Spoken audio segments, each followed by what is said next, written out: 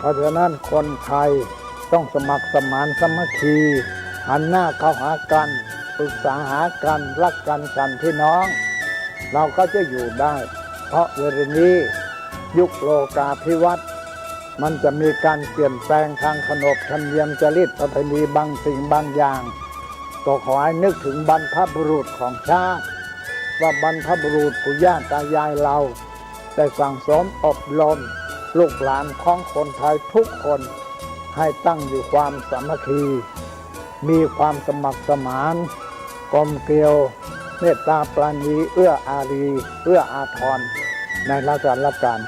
เวลานี้ประเทศชาติของเราก็เจริญมั่นคงเพราะเหตุว่าคนไทยรวมน้ำจิตน้ำใจกันสร้างสรรค์ความเจริญงอกงามเพื่อความเจริญงอกงามแก่ชาติพระพุทธศาสนาสำนักงานของพระมหากษัตริย์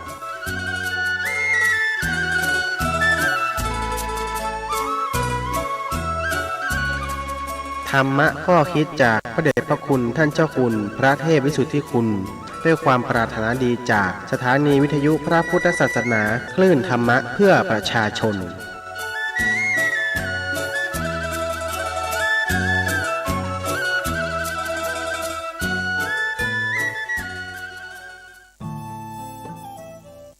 ท่านกำลังติดตามรับฟังสถานีวิทยุกระจายเสียงพระพุทธศาสนาแห่งชาติและสังคมคลื่นเพื่อการศึกษาพระพุทธศาสนาและวัฒนธรรมระบบ FM 104.5 เมกะเฮิรตซ์รายการต่อไปเป็นรายการคดีโลกคดีธรรม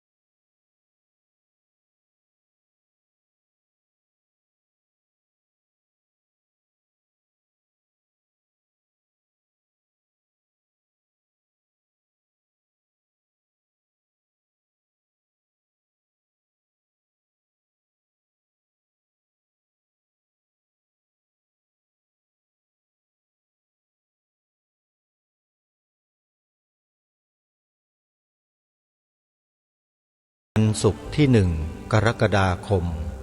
พระพุทธศักราช 2565 รายการคดีโลกคดีธรรมมาพบกับท่านผู้ฟังเป็นปกติ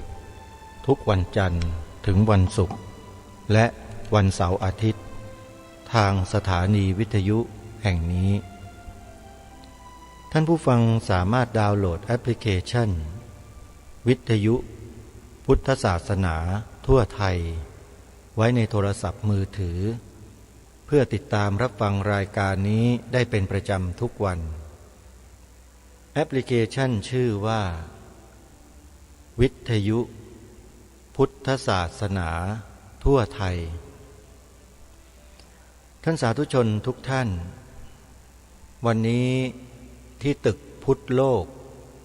หรืออาคาร AEC International แยกลำสาลีถนนศรีนครินทร์แขวงหัวหมากเขตบางกะปิกรุงเทพมหานครกำลังดำเนินกิจกรรมปฏิบัติธรรมเป็นพุทธบูชาในงานวันพุทธรักษา4 วันซึ่งเริ่มมาตั้งแต่เมื่อวานวันที่30 มิถุนายนพระพุทธศักราช 2565 เป็นต้นมาซึ่งเมื่อวานนี้มีเจ้าประคุณสมเด็จ2 รูปเดินทางมาร่วมกิจกรรมเป็นประธานและสมเด็จพระสังฆราชของศรีลังกาในฝ่ายอมรปุระเดินทางมาร่วมกิจกรรมในงานนี้ด้วยท่านสาธุชนลองนึกและลองคิดดูแล้วกันว่า งานในลักษณะที่มีสมเด็จพระราชาคณะเมตตาเดินทางมาร่วมงาน2 พระองค์และสมเด็จสังฆราชของประเทศศรีลังกามาร่วมงานอีก1 องค์รวมเป็น3เคยมีที่ไหนบ้างที่พูดแบบนี้และหยิบยกเรื่องนี้ขึ้นมากล่าวมิได้หมายความว่าองค์การศาสนาพุทธโลกจะยกหางชูหัวตัวเองไม่ใช่แต่เป็นเรื่องที่ประหลาดเป็นเรื่องที่แปลกเป็นเรื่องที่อัศจรรย์ต่างหากที่ไม่น่าเชื่อว่าจะมีพระมหาเถระระดับสูงของประเทศมาร่วมงานในครั้งนี้แล้วก็มีแขกเรือที่เป็นคฤหัสถ์ผู้มีชื่อเสียงมีตำแหน่งหน้าที่การงาน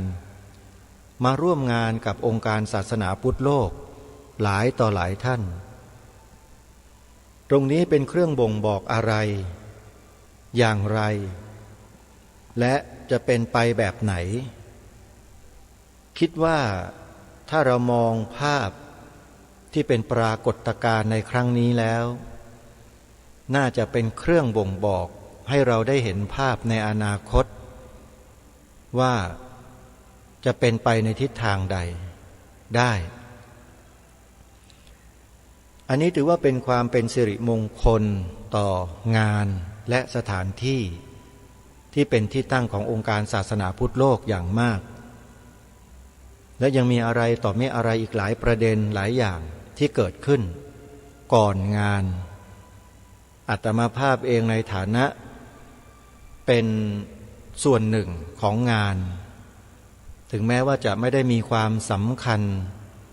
มากมายอะไรแต่ก็เป็นกระบอกเสียง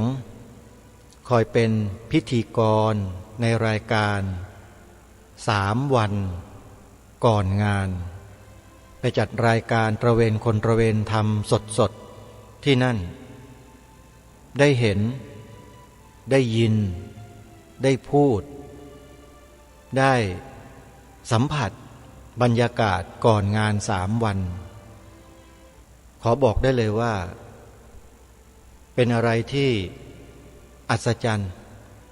และไม่น่าเชื่อสายตาตัวเองว่าจะได้พบเจอผู้หลักผู้ใหญ่ในระดับคีย์มาสเตอร์ของประเทศที่มายืนอยู่นั่งอยู่ร่วมโต๊ะ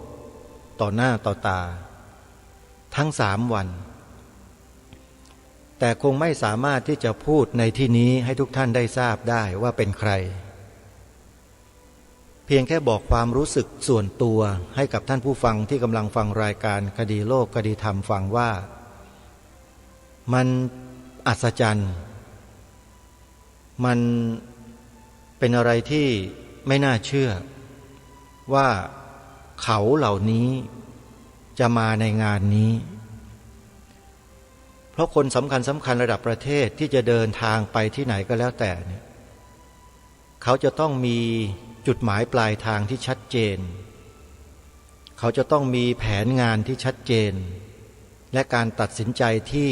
เด็ดเดี่ยวแล้วก็มั่นใจแล้วเขาถึงจะมาหรือถึงจะไปที่นั่นกรณีนี้ก็เช่นเดียวกันเพราะฉะนั้นในฐานะที่เป็นผู้ผ่านประสบการณ์ตรงนี้มาโดยตรงเนี่ยก็ต้องขอเล่าประสบการณ์ตรงนี้ให้กับท่านผู้ฟังได้ฟังกันเพื่อให้เห็นว่าองค์การศาสนาพุทธโลกที่จัดตั้งขึ้นมานี้เนี่ย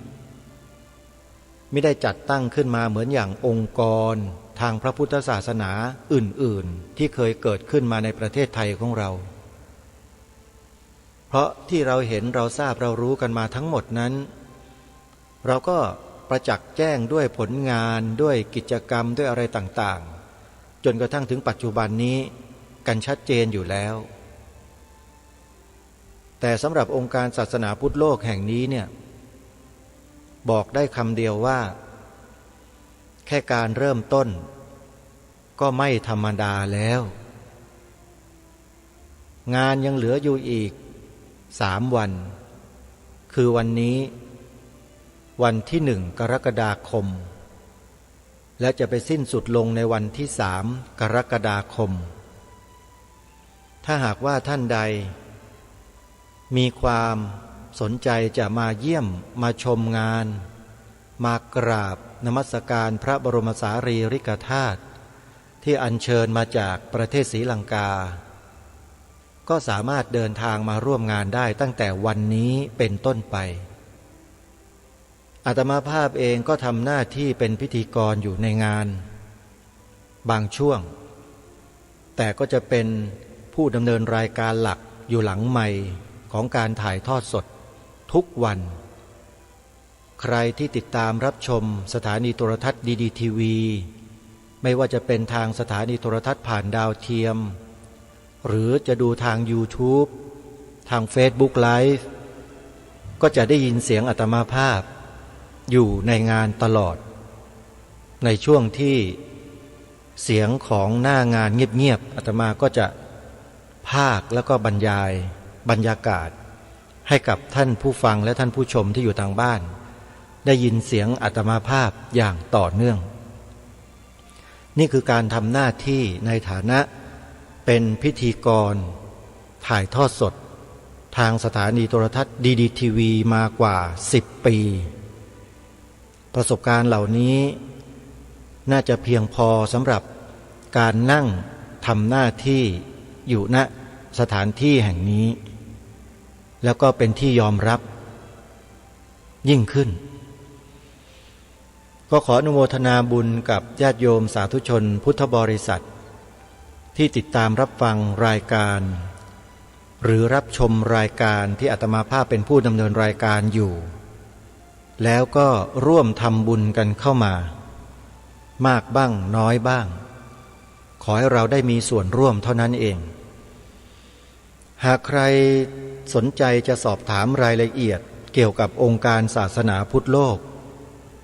อาตมาภาพจะบอกหมายเลขโทรศัพท์เพื่อติดต่อองค์การศาสนาพุทธโลกโดยตรงโทรไปที่หมายเลขโทรศัพท์2 หมายเลขดังนี้082-383-5364และ091-2-9-3-50ในวันนี้กิจกรรมหลักๆที่องค์การศาสนาพุทธโลกก็มีการสวดมนต์ไหว้พระเจริญภาวนาร่วมกันเสวนาพูดคุยในลักษณะของการปฏิบัติไตรสิกขาคือทานศีลภาวนาและศีลสมาธิปัญญาตามฐานะหรือฐานานุรูปของแต่ละท่านแต่ละคนที่เหมาะสมแล้วก็จะมีผู้ที่เกี่ยวข้องน่าจะมาบรรยายมาให้ความรู้ต่างๆแก่พุทธศาสนิกชนคนไทยของเราในนามองค์การศาสนาพุทธโลกตลอดทั้งวันก็ขอให้ติดตามรับชมการถ่ายทอดสดในแต่ละช่วงแต่ละเวลาที่สถานีโทรทัศน์ธรรมาธิปไตยดีทีวีถ่ายทอดสดถ้าหากว่าสถานีวิทยุพระพุทธศาสนาแห่งชาติคลื่นไหนสนใจจะเกี่ยวสัญญาณออกอากาศก็สามารถดำเนินการได้ทันทีถ้าจะแจ้งให้กับกระผมในฐานะที่เป็นผู้บริหารสถานีโทรทัศน์ดีทีวีอยู่ด้วยได้รับทราบก็จะเป็นความกรุณาอย่างยิ่งแล้วก็จะได้อาศัยอำนาจหน้าที่ของตัวเองเนี่ยได้ประกาศความร่วมมือให้กับครูบาอาจารย์ที่เป็นผู้อำนวยการสถานีวิทยุต่างๆทั่วประเทศที่เกี่ยวสัญญาณออกอากาศนั้นให้ญาติโยมพุทธบริษัทของเราได้ร่วมอนุโมทนาบุญกับครูบาอาจารย์ของเราด้วยอีกทางหนึ่งเพราะฉะนั้นถ้าหากว่าสถานีวิทยุใดนะครับจะเกี่ยวสัญญาณสดออกอากาศในช่วงไหนอย่างไรก็แจ้งให้กับผมทราบโดยตรงผ่านทางไลน์ก็ได้เพราะเรามีไลน์วิทยุสมาพันธ์วิทยุอาเซียนก็ดีวิทยุมส.ก็ดีที่เป็นไลน์กลุ่มกันอยู่ ถ้าเห็นโปรไฟล์ของผมที่เป็นรูปของหลวงพ่อคูณนะสีทองแล้วก็ใช้ชื่อลายว่าคูณนั่นแหละครับเป็นลายของกระผมเองให้ประสานติดต่อเข้ามาได้เลยก็จะได้นำรายละเอียดต่างๆออกอากาศให้นะครับเอาละท่านสาธุชนทุกท่านก็เกริ่นในเรื่องของกิจกรรมที่จัดที่ทำกันอยู่ในปัจจุบันให้กับท่านผู้ฟังได้รับทราบกันไปบ้างแล้วทีนี้เราก็กลับเข้ามาถึงเรื่องส่วนรวมที่ทางรายการคดีโลกคดีธรรมได้ดำเนินมาตั้งแต่ตอนต้นเพื่อให้พี่น้องประชาชนคนไทยของเราโดยเฉพาะพุทธบริษัทเรานั้นได้รู้ถึงข้อเท็จจริงที่เกิดขึ้นกับวงการพระพุทธศาสนาในเมืองไทยของเราโดยได้นำหลักฐานข้อมูลอันเป็นจริงมาเปิดเผยให้แก่สังคมได้รับรู้รับทราบเพื่อให้สังคมชาวพุทธของเรานั้นไม่หลงทิศหลงทางหลงเชื่อตามคนที่กระทำความผิดกันต่อไปจึงได้นำเสนอเรื่องราวเนื้อหาสาระดังกล่าวนี้ให้พวกเราในฐานะที่เป็นพุทธบริษัทไทยของเราเนี่ยได้รับรู้รับทราบและปฏิบัติร่วมกันกรณีสันติอโศกเป็นหนังสือที่พิมพ์เผยแพร่โดยวัดยานเวศกวันท่านเจ้าพระคุณสมเด็จพระพุทธโฆษาจารย์ปอ.ประยุตโตเมื่อครั้งที่ท่านเจ้าพระคุณสมเด็จดำรงสมณศักดิ์ที่รองสมเด็จพระราชาคณะพระพรหมกุณาภรณ์ปอ.ประยุตโตท่านได้ให้ข้อมูลความรู้เกี่ยวกับเรื่องสันติอโศกแก่สังคมมาตั้งแต่ปีพระพุทธศักราช 2531 โดยหนังสือเล่มนี้มีการจัดพิมพ์เผยแพร่เมื่อวันที่ 24 กรกฎาคมพระพุทธศักราช 2531 อยู่ในช่วงของการเลือกตั้งสมาชิกสภาผู้แทนราษฎรซึ่งในคำปรารภก็พูดยืนยันแล้วว่าไม่ผิดกฎหมายและก็สามารถทำได้และหนังสือเล่มนี้ก็เป็นหนังสือที่สามารถนำมาเผยแพร่ได้อย่างเป็นทางการในฐานะที่กระผมและอาตมาภาพเป็นผู้ที่อยู่ในคณะสงฆ์ทำหน้าที่ในฐานะเป็นส่วนหนึ่งของคณะสงฆ์ก็ต้องนำเอาสิ่งที่เป็นความจริงที่มีปรากฏเป็นหลักฐานอยู่นั้นมาเผยแพร่ให้ความรู้แก่ประชาชนคนไทยของเราเพื่อให้เกิดความรู้ความเข้าใจที่ถูกต้องตรงกันมุ่งหวังเพียงอย่างเดียวคือเพื่อความเจริญมั่นคงของพระพุทธศาสนาของเราอย่างถูกต้องย้ำด้วยนะฮะว่าอย่างถูกต้องท่านเจ้าพระคุณสมเด็จพระพุทธโฆษาจารย์ปอ.ประยุตโตท่านเป็นพระสงฆ์ที่ถูกต้องศึกษาพระธรรมวินัยอย่างแตกฉานถูกต้องและนำพระธรรมวินัยนั้นมาเผยแพร่อย่างถูกต้องทีนี้คนที่ไม่พอใจก็มีคนประเภทเดียวก็คือคนที่กระทำความผิดอย่างถูกต้องตลอดเวลาฟังให้ดีนะฮะทำความผิดอย่างถูกต้องตลอดเวลาก็จะไม่พอใจในเนื้อหาที่ท่านเจ้าพระคุณสมเด็จพระพุทธโฆษาจารย์ปอ.ประยุตโตท่านได้เผยแพร่และโดยเฉพาะรายการคดีโลกคดีธรรมได้นำมาเผยแพร่ต่อก็ย่อมเป็นที่ไม่พอใจแก่คนที่กระทำความผิดอย่างถูกต้องอยู่เสมอนั้นเช่นกันก็เป็นเรื่องปกติธรรมดาไม่ใช่เรื่องใหญ่เรื่องโตอะไรที่เราจะต้องไปเกรงขามหรือกลัวอะไรทั้งสิ้นเพราะเราทำในสิ่งที่ถูกต้องเพราะฉะนั้นรายการในช่วงนี้จึงขอย้ำกับท่านผู้ฟังทุกท่านว่าอย่ามีอคติฟังอย่ามีอคติในการฟังขอให้ตั้งจิตของตนเองให้เป็น กัลยาณมิตรตั้งจิตให้ตัวเองนั้นให้เป็นกัลยาณธรรมแล้วฟังธรรมที่ท่านเจ้าพระคุณสมเด็จได้ประทานให้แก่พวกเราเนี่ยให้ดีเพื่อความสุขความเจริญความรักความสามัคคีในหมู่พี่น้องชาวพุทธของเราสืบต่อไปด้วยกันในวันนี้ก็จะนำเสนอในหัวข้อต่อไปที่ต่อเนื่องจากเมื่อวานซึ่งวันนี้จะพูดในหัวข้อเรื่องแนวทางปฏิบัติที่ควรจะเป็นหลังจากที่ท่านเจ้าพระคุณสมเด็จได้พูดถึงการลาออกของพระโพธิรักษ์ที่เปล่งวาจาออกมาหรือจะเขียนเป็นหนังสือหรือจะเป็นคลิปหรือจะเป็นอะไรก็แล้วแต่ท่านเจ้าพระคุณสมเด็จยืนยันว่าการกระทำนั้นเป็นโมฆะเพราะไม่สามารถสำเร็จลงได้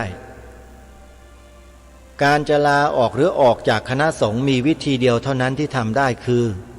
สึกหรือลาสิกขาด้วยการเปล่งวาจาลาสิกขาอย่างถูกต้องเท่านั้นแต่การกล่าวลาแบบลัทธิสันติอโศกที่ทำอยู่นั้นถือว่าเป็นโมฆะทั้งหมดและการที่จะมาสมัครเข้าอยู่ในคณะสงฆ์ก็เหมือนกันอยู่ภายใต้กฎมหาเถรสมาคมอะไรก็แล้วแต่หรือพระราชบัญญัติคณะสงฆ์ก็มีวิธีเดียวเท่านั้นง่ายๆไม่ต้องไปร้องแร่แห่กระเชอไปประกาศอะไรเลยแค่คุณมาอุปสมบทให้ถูกต้องตามพระธรรมวินัยก็ถือว่าคุณสมัครเข้ามาโดยพฤตินัยทันทีอยู่ภายใต้คณะสงฆ์ทันทีก็มีอยู่แค่นี้เองที่ท่านเจ้าพระคุณสมเด็จอธิบายให้ฟังแบบง่ายๆแต่กรณีของสันติอโศกโดยเฉพาะโพธิรักษ์เนี่ยเขาไม่ได้ทำแบบนั้น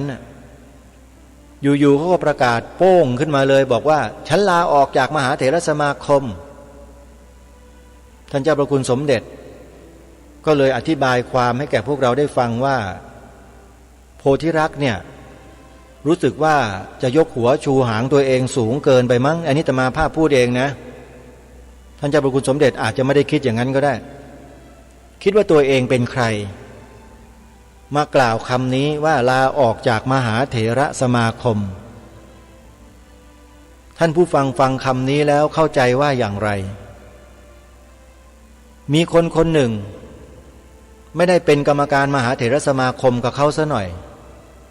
แล้วอยู่ๆก็มาประกาศตัวเองว่าฉันลาออกจากมหาเถรสมาคมโยมว่าคนคนนี้มันเพี้ยนไหมมันดีไหมปกติหรือเปล่าอาตมาภาพดูแล้วคำตอบมันบอกอยู่ในตัวของคำที่เขาพูดเขากล่าวอยู่แล้วอะคงไม่ต้องไปเอ่ยแล้วนะว่าเป็นอะไรคนแบบนี้นะหรือที่สังคมไทยเราจะต้องให้ความเคารพความเชื่อถือศรัทธาคล้อยตามอย่างนั้นหรืออาตมาภาพคิดว่า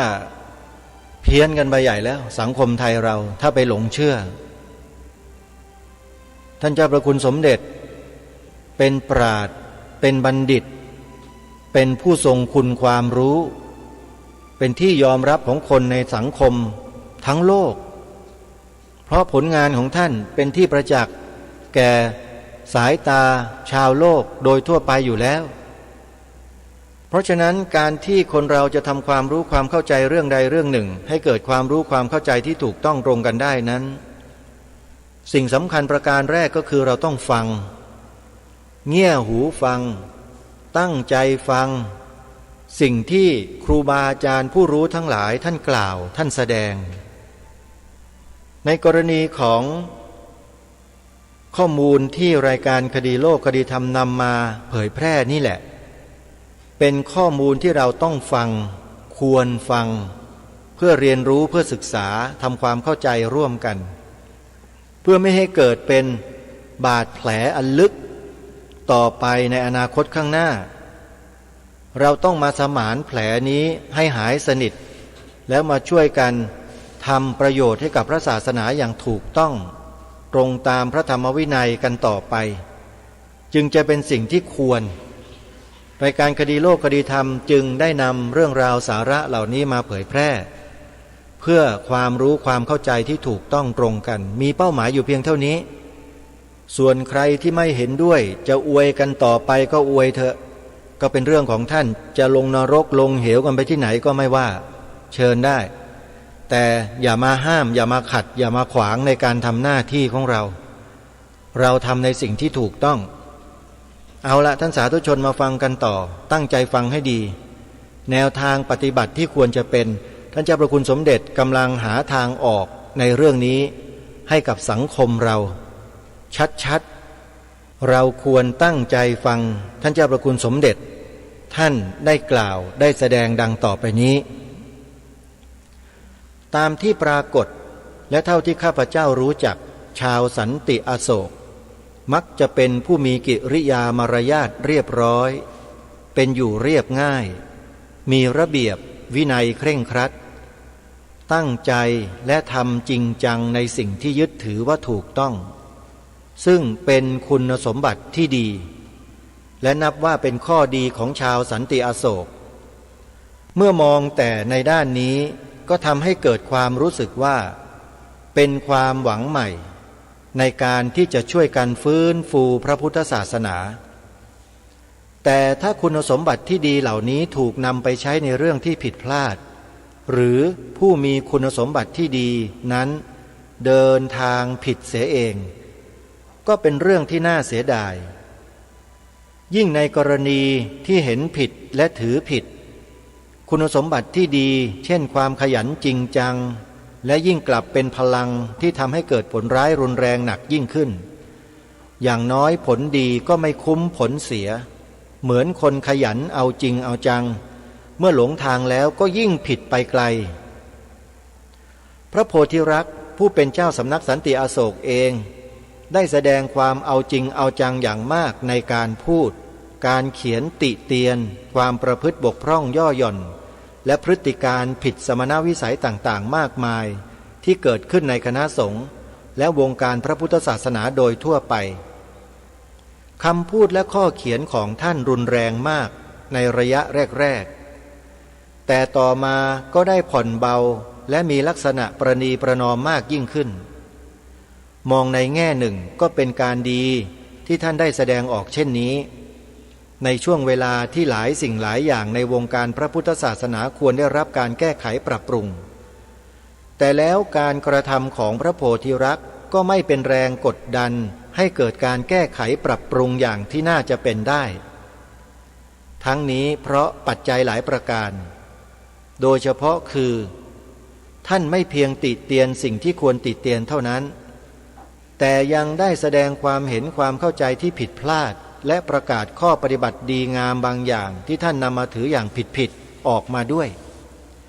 ทำให้ไม่ได้รับความเชื่อถือตามที่ควรและทำให้เกิดประเด็นขัดแย้งขึ้นมาใหม่ประเด็นขัดแย้งใหม่นี้บางทีก็กลับเด่นขึ้นมากลบทับหรือบดบังปัญหาที่แท้ซึ่งควรได้รับการแก้ไขไปเสียหรือสิ่งที่เขาปฏิบัติกันมาผิดควรจะได้รับการแก้ไขท่านก็ปฏิบัติผิดไปเสียอีกสุดทางหนึ่งกลายเป็นเพิ่มปัญหาขึ้นมาเสียเองใหม่อีกพวกเก่าที่ผิดก็กลับได้โอกาสไม่ต้องแก้ไขตนเองนอกจากนั้นท่านก็ตั้งตัวอยู่บนฐานที่มีจุดอ่อนในตนเองประการสุดท้ายผู้อื่นในวงการพระศาสนาด้วยกันซึ่งต้องการเห็นการแก้ไขปรับปรุงก็ไม่อาจเห็นชอบด้วยกับท่านและกลับกลายเป็นอยากเห็นตัวท่านได้รับการแก้ไขปรับปรุงไปเสียด้วยอีกตัวอย่างเกี่ยวกับการกระทำที่ท่านแสดงออกอย่างเด่นชัดซึ่งเป็นการผิดพลาดเสียหายโดยไม่จำเป็นจะต้องทำก็คือการแก้ไขปรับปรุงด้วยวิธีละเมิดกฎหมายและการพยายามแสดงตัวว่าอยู่นอกคณะสงฆ์ไทย 1. พระโพธิรักษ์เห็นว่ากฎหมายคณะสงฆ์เป็นเครื่องขัดขวางทำให้ท่านเผยแพร่คำสอนและปฏิบัติตามหลักการของท่านไม่ได้หรือไม่สะดวกเช่นการที่พระสงฆ์ต้องสังกัดวัดเป็นต้น ท่านจึงไม่ยอมปฏิบัติตามกฎหมายคณะสงฆ์แต่กฎหมายคณะสงฆ์นั้นรัฐตราไว้นอกจากเพื่อส่งเสริมคุ้มครองพระศาสนาแล้วก็มุ่งเพื่อรักษาผลประโยชน์ของประเทศชาติด้วยพระภิกษุสงฆ์ถือเป็นพลเมืองของประเทศได้หรืออยู่ในดินแดนของประเทศใดก็ต้องเอื้อเฟื้อต่อกฎหมายของประเทศนั้นถ้าพระสงฆ์ในประเทศไทยทั้งหมดพากันไม่ปฏิบัติตามกฎหมายคณะสงฆ์ซึ่งเป็นกฎหมายของประเทศก็จะต้องเกิดความระส่ำระสายวุ่นวายขึ้นในสังคมจริงอยู่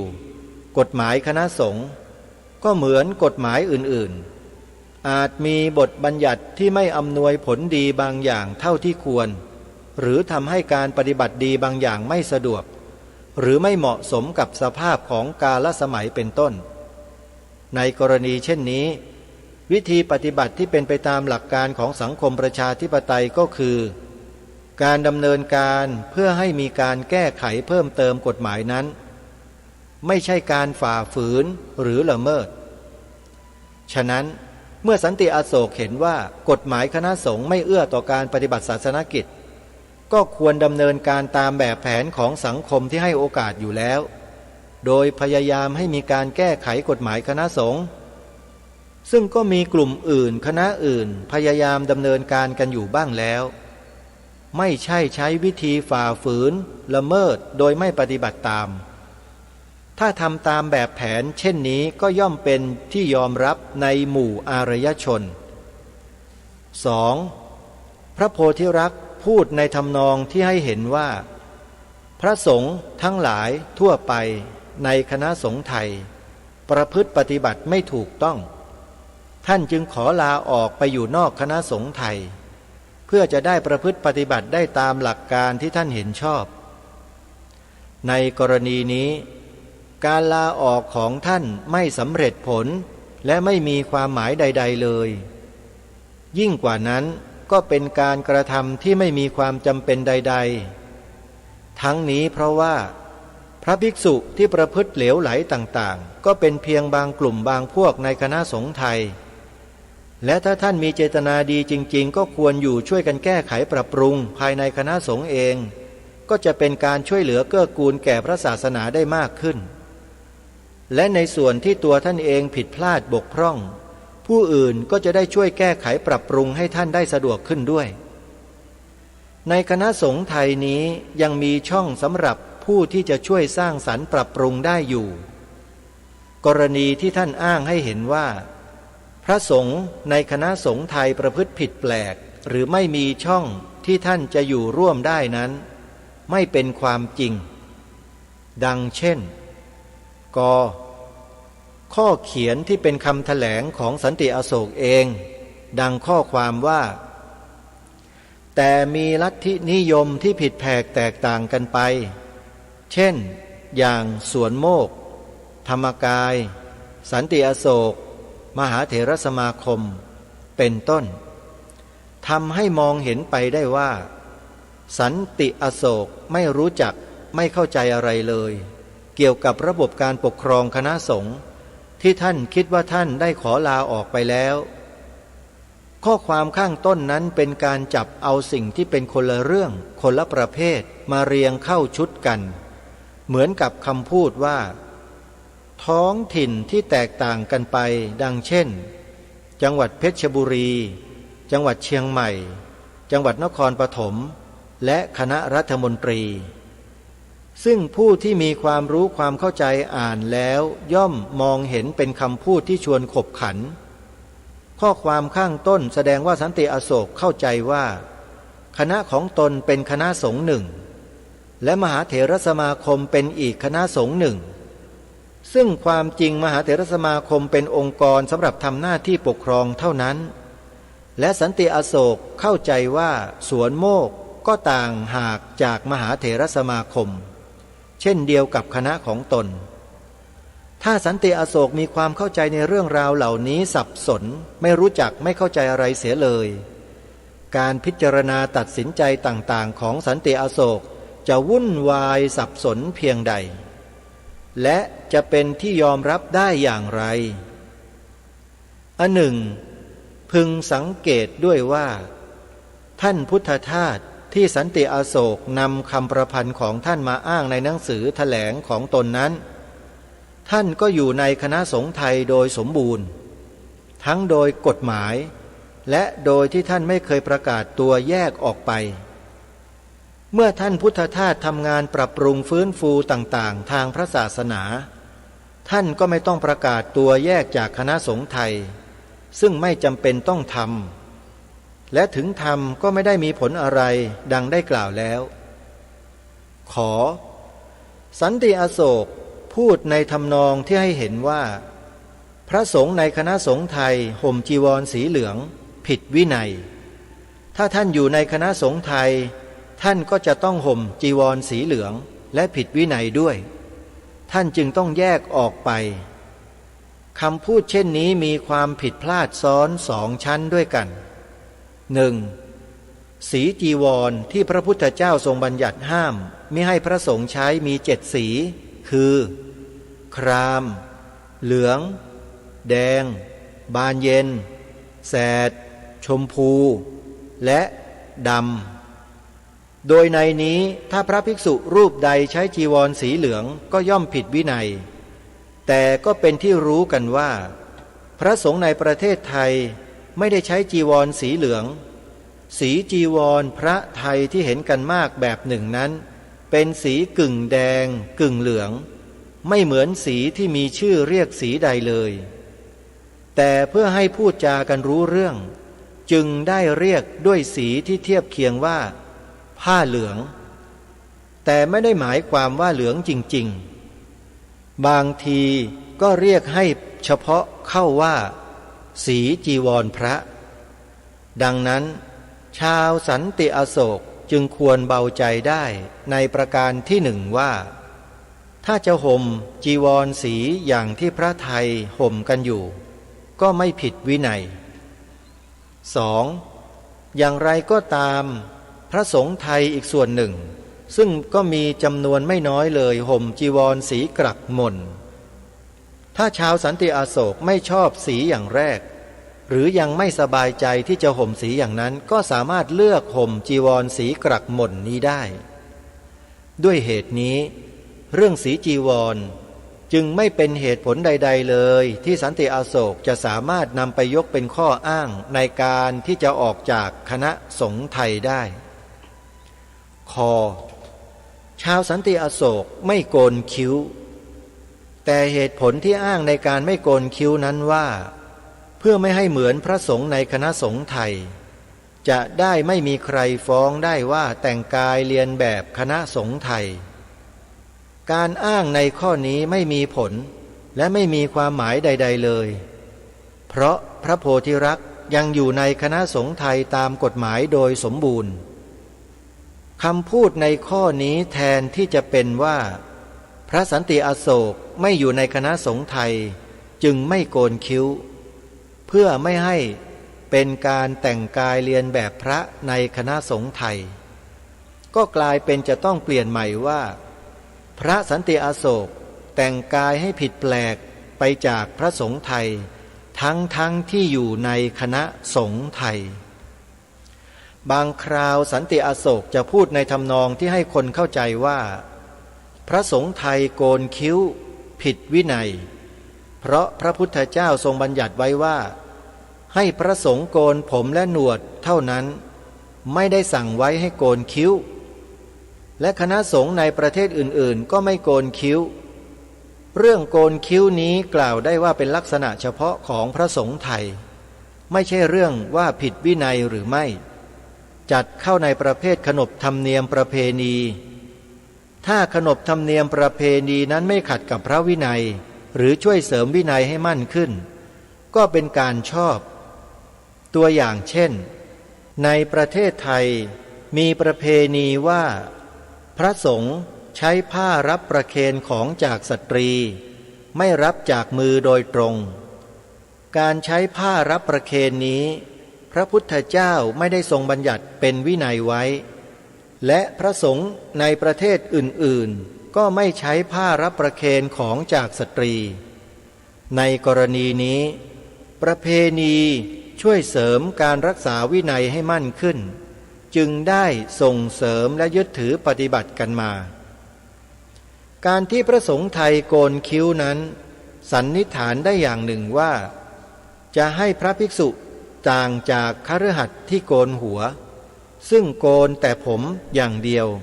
อันเป็นที่นิยมกันบ้างในคนบางหมู่บางพวกบางยุคบางสมัยการทำเช่นนี้จะเป็นการช่วยป้องกันไม่ให้ภิกษุสามเณรบางรูปที่ขนองปลอมตัวเป็นคฤหัสถ์ไปในที่ต่างๆเป็นเครื่องช่วยคุมไว้อีกชั้นหนึ่งในกรณีที่เป็นเช่นนี้ก็จัดได้ว่าเป็นประเพณีเสริมพระวินัยท่านสาธุชนทั้งหลายมาถึงหัวข้อนี้ก็จบลงแต่เพียงเท่านี้ก็เป็นอันว่าในเรื่องของข้อโต้แย้งก็ดีหรือคำพูดคำกล่าวของโพธิรักษ์ที่ได้ประกาศออกมาก็ดีนั้นเป็นอันตกล่วงไปหมดเลยท่านเจ้าพระคุณสมเด็จพระพุทธโฆษาจารย์ท่านก็ได้หยิบยกในเรื่องราวข้อมูลความเป็นจริงต่างๆวัฒนธรรมประเพณีทั้งหลายทั้งปวงซึ่งล้วนแล้วแต่กระทำลงไปเพื่อเป็นการเสริมพระวินัยทั้งนั้นให้มั่นคงมิได้ทำลายพระวินัยตรงไหนเลยพระโกนคิ้วเนี่ยห่มจีวรก็เหมือนกันก็ไม่ได้เป็นเหตุให้พระวินัยวิบัติตรงไหนสักนิดหนึ่งเพราะฉะนั้นสิ่งที่โพธิรักษ์นำมาอ้างนำมากล่าวทั้งหมดทั้งสิ้นนั้นเนี่ยมันเกิดจากปัญญาในระดับไหนลองพิจารณาดูให้ดีสิเป็นปัญญาระดับไหนระดับอรหันต์หรือเปล่าใช่หรือพระธรรมวินัยที่คณะสงฆ์ถือปฏิบัติกันอยู่เนี่ยถูกรักษามาด้วยพระอรหันต์แต่จะมาถูกทำลายด้วยอรหันต์ประเภทนี้หรืออาตมาภาพคิดว่าไม่ใช่อ่ะก็เลยต้องนำเรื่องนี้เนี่ยมาบอกกล่าวกับพุทธศาสนิกชนคนไทยของเราให้ได้รู้ได้ทราบถึงกรณีดังกล่าวโดยทั่วกันด้วยไม่ใช่ว่าเรานี่พอได้ยินได้ฟังอะไรที่แอบอ้างคำสอนของพระพุทธเจ้าอย่างโน้นอย่างนี้แล้วก็ไปหลงไปเชื่อเขาทั้งหมดไอ้อย่างนี้แหละที่จะทำให้พระศาสนาเราพังก็เพราะความที่ไม่รู้นี่แหละไม่รู้แล้วก็หลงเชื่อหลงติดหลงตามเข้าไปเป็นพรรคเป็นพวกเป็นสาวกเป็นอะไรต่อไม่อะไรจนกระทั่งกลายเป็นทาสขี้ข้าของเขาเนี่ยอันนี้เป็นสิ่งที่ไม่ควรอย่างยิ่งที่พุทธบริษัทของเราจะทำเช่นนั้นองค์พระบาทสมเด็จพระมงกุฎเกล้าเจ้าอยู่หัวรัชกาลที่6ตรัสเตือนไว้ในบทพระราชนิพนธ์เทศนาเสือป่าในกันที่8ความตอนหนึ่งชัดเจนที่รายการคดีโลกคดีธรรมได้อัญเชิญมากล่าวบ่อยๆพระองค์ตรัสไว้ว่าผู้ที่คนอื่นเขาส่งเข้ามาปลอมแปลงเพื่อทำลายพระพุทธศาสนาเราทั้งหลายต้องคอยระวังรู้เท่าไว้จึงจะควรในกรณีดังกล่าวนี้เนี่ยท่านเจ้าพระคุณสมเด็จพระพุทธโฆษาจารย์ปอ.ประยุตโตท่านรู้เท่าทันพระเดชพระคุณท่านเจ้าคุณพระธรรมเมธาภรณ์ระแบบทิตยาโนท่านรู้เท่าทันเราทั้งหลายซึ่งเป็นศิษย์โดยตรงบ้างศิษย์โดยอ้อมของครูบาอาจารย์ทั้งสองรูปนี้บ้างเนี่ยถ้าเราไม่เชื่อครูบาอาจารย์ของเราแล้วจะไปเชื่อผีเหล่านั้นเหรออันนี้ถามกันแบบตรงๆเลยผีหลอกนี่แหละตัวจริงเลยฮะผีหลอกไม่ใช่คนนะผีหลอกมนุษย์อยู่ตลอดเวลาว่าตัวเองกระทำถูกต้องอย่างนู้นอย่างนี้ดีอย่างนั้นอะไรต่างๆมากมายจนคนหลงเชื่อหลงติดกันไปเยอะแยะไปหมดยังไม่สายเกินไปนะญาติโยมตราบใดที่ยังมีลมหายใจอยู่เนี่ยกลับเนื้อกลับตัวกลับหัวกลับหางกลับใจกันได้นะโยมนะก่อนที่จะพากันลงนรกอเวจีกันในที่สุดยังกลับตัวทันนะเนี่ยไม่รู้จะไปไหนนี่มาเลยมาร่วมงานองค์การศาสนาพุทธโลกวันงานพุทธรักษาก็ยังมีอีก3 วันนู่นแน่ฟังแล้วก็มาร่วมงานกัน มากราบสักการะองค์สมเด็จพระสัมมาสัมพุทธเจ้าในรูปของพระบรมสารีริกธาตุเนี่ยที่สันติอโศกเขาไม่ยอมรับเนี่ยนะปฏิเสธประกาศกันมาตั้งแต่ต้นแล้วไม่ยอมรับไม่กราบพระพุทธรูปไม่อะไรทั้งหลายทั้งปวงนะเขาประกาศมาตั้งนานแล้วแต่พวกเราไม่รู้หรอกถูกเขาหลอกนะพวกอาตมาเนี่ยรู้มานานแล้วเพราะฉะนั้นการที่นำเสนอในเรื่องราวเหล่านี้ในช่วงนี้เนี่ยก็เพื่อไม่ให้พวกเราชาวพุทธนั้นนอนใจอย่านอนใจกับเรื่องราวเหล่านี้ท่านผู้ฟังเพราะเรื่องราวเหล่านี้นั้นมันพร้อมที่จะปะทุขึ้นอีกเมื่อไหร่ก็ได้ถ้าหากสถานการณ์มันสุกงอมมันบ่มเพาะจนพร้อมอาตมาภาพก็ไม่ยอมให้มันบ่มเพาะต่อไปหรอกก็ต้องมาคอยตีให้มันแตกอยู่เรื่อยๆแหละไอ้สิ่งที่มันไม่ดีทั้งหลายไม่ถูกต้องทั้งหลายเนี่ยตีมันลงไปก่อนเมื่อคราวที่แล้วก็นำคลิปเสียงของท่านพระมหาอุเทนปัญญาปริทัศน์วัชนะสงครามประเรียนธรรม9ประโยคมากล่าวมาพูดให้พวกเรานั้นได้เข้าใจตรงกันว่ากลุ่มเทวทัตทุจินที่กล่าวหาพระสงฆ์ทั้งสังฆมณฑลว่าเป็นมหาโจรเนี่ยนี่ก็เป็นกลุ่มหนึ่งเหมือนกันที่ทำลายพระพุทธศาสนาอยู่อย่างต่อเนื่องเขาไม่ได้ทำลายด้วยการเผาการทิ้งระเบิดการยิงอะไรหรอกเขาใช้วาจาเผาทำลายคือกล่าวหาใส่ร้ายป้ายสีแล้วทำให้ประชาชนเสื่อมศรัทธาไปจากพระสงฆ์ด้วยข้ออาบัติรับเงินจากญาติโยมมาใช้จ่ายแค่เนี้ยพระสงฆ์นี่เลวทั้งประเทศเลยที่รับเงินโยมมาเนี่ยเขากล่าวหาขนาดนั้นนะโยมคิดดูดิจริงหรือเปล่าอาตมาภาพและครูบาอาจารย์ทั้งหลายทั้งปวงเนี่ย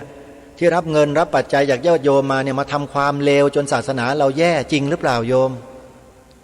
ศาสนาไม่ได้แย่เลยแต่จิตใจญาติโยมเนี่ยมันแย่กันเองจริงไหมไม่มีใครมาทำลายศาสนาได้เลยแต่จิตใจของพวกโยมแย่กันเองหรือแม้แต่ของพระนะแย่กันเองพวกเราอาตมาภาพรับเงินจากญาติโยมมาเนี่ยทำอะไรกันล่ะเอาไปเล่นไฮโลถั่วโปเล่นไพ่กันหรือไงมีเหรอโยมพระเราไปทำแบบนั้นมีเหรอมีแต่มาทำงานส่งเสริมความมั่นคงของพระพุทธศาสนาให้การศึกษาเล่าเรียนส่งเสริมการศึกษาเล่าเรียนพระสงฆ์สามเณรส่งเสริมให้ญาติโยมบาศกบาสิกาประชาชนทั่วไปให้เข้าใจหลักธรรมคำสอนของพระพุทธเจ้าให้เข้ามาปฏิบัติวิปัสสนากรรมฐานใช้เงินทั้งนั้นแล้วพวกนี้อยู่ๆก็มาพูดประกาศบอกอย่าถวายเงินพระบาปมันคืออะไรล่ะมันเป็นความหวังดีจริงหรือเปล่าลองคิดให้ดีนะข้อนี้คิดให้ดีพิจารณาให้ดีๆก่อนที่จะตกเป็นเหยื่อคนพวกนี้แล้วมาทำลายพวกเดียวกันเนี่ยพวกเราต้องระวังให้ดีนะคนพวกนี้มันมีอยู่รอบๆเรานี่แหละแล้วมันมีชื่อเสียงด้วยแล้วคนโง่ก็ยอมรับกันเยอะด้วยอาตมาภาพไม่อยากให้พวกเราโง่ต่อไปนะไม่อยากให้โง่ก็เลยเอาความฉลาดเนี่ยมามอบให้พวกเราไม่รับก็ไม่รู้จะพูดยังไงกันแล้วแหละก็ขอฝากไว้ท่านผู้ฟังช่วงท้ายรายการวันนี้เดี๋ยวหัวข้อต่อไปเรามาฟังกันต่อในวันพรุ่งนี้นะโยมนะท่านให้หัวข้อว่าน่าสนใจมากเลยหัวข้อนี้อาตมาภาพก็สนใจเนี่ยอยากจะอ่านแล้วเนี่ยแต่ไว้พรุ่งนี้แล้วกันชื่อหัวข้อว่าพระสงฆ์กับการเมืองน่าสนใจมากเดี๋ยวพรุ่งนี้มาติดตามรับฟังพร้อมๆกันวันนี้เวลาของรายการหมดลงแล้วท่านผู้ฟังไว้พบกันใหม่ในวันต่อไปขอความสุขความสวัสดีในธรรมแห่งองค์สมเด็จพระบรมศาสดาสัมมาสัมพุทธเจ้าจงปรากฏเกิดมีขึ้นในจิตใจของท่านผู้ฟังทุกท่านทุกคนเทอญ